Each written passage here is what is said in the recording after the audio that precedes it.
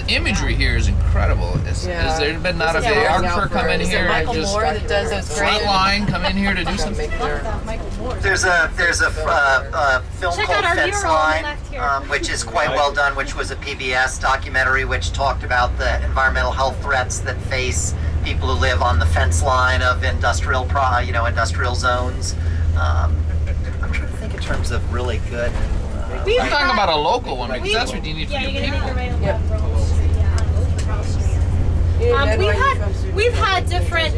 We've had NPR come do news stories. We've had major news outlets like CNN at one point did a news story. This community, since the 1980s, really since the dawn of the Superfund age, has been has been a poster child for a lot of these things.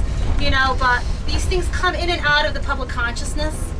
And the reality is that most of our communities, the poorest and most minority communities, the most disenfranchised communities, are not visible to the vast majority of Americans. And so, we see our job as making visible what's invisible. Making the folks that benefit from this regional economy, to see what are the consequences of the type of society that we live in today. That these things are not just neatly tossed aside and cleaned up after. That there are places where your garbage goes. There are places where your power comes from, and these communities are real and they're very close to where you live. And so it's something that many people don't want to hear, don't want to see. They feel much more comfortable not knowing where any of that stuff goes.